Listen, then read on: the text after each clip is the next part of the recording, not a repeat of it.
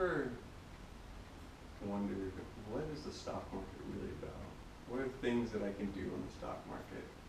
A lot of Americans nowadays don't quite understand the stock market, and because of that, it scares them to trade in it. Do you ever felt those needs yourself? Yes. Okay.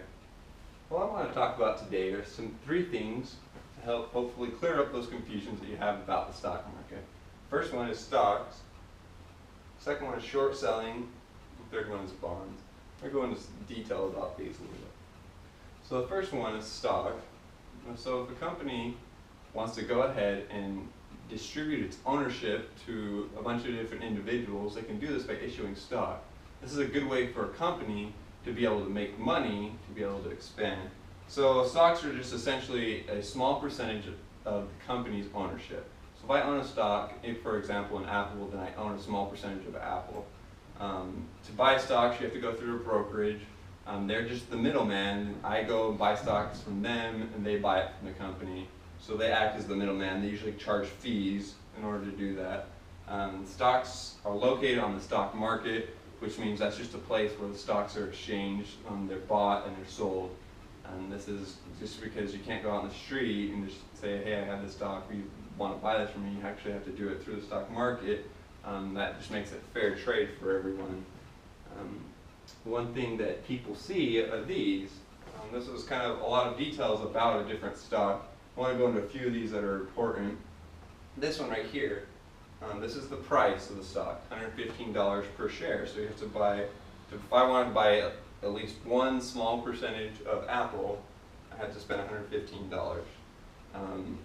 Right here, this is the volume.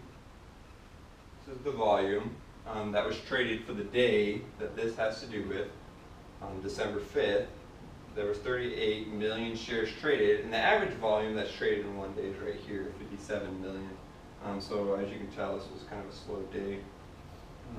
Another important one right here is market capitalization. This kind of shows how much the company is actually worth, 674 billion. This is a good way to compare sizes of different companies, because even though one company may have a higher stock price, it doesn't actually mean that the company is worth more. And that's the way you can use market capitalization. Earnings per share, this is just a different way of saying how much the company made based off each individual share.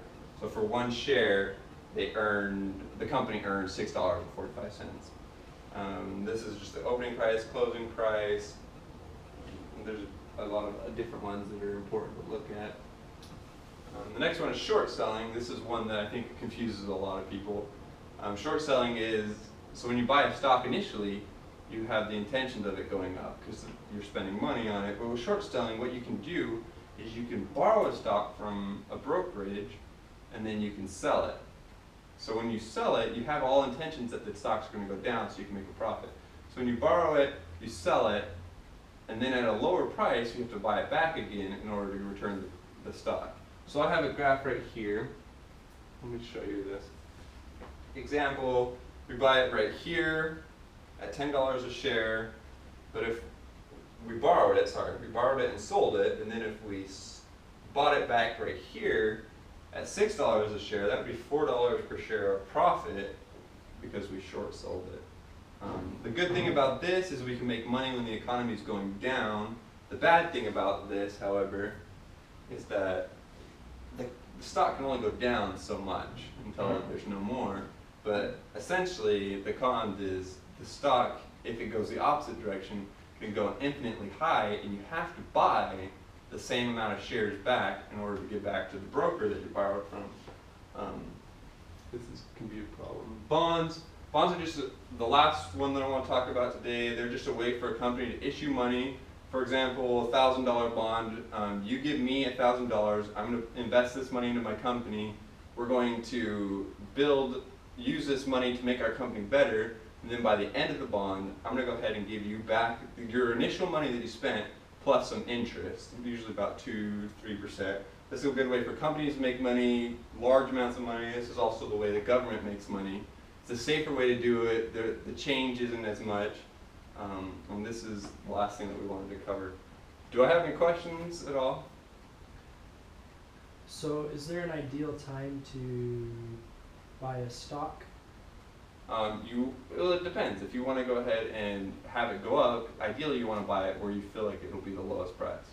You can compare the history of the stock. You can talk to some investor friends, see where that. But if you feel like you want to buy it right before you feel like the stock will go up, that's a good price. So, do I have any other comments? Okay. Well, this hopefully cleared up a little bit about the stock market for you.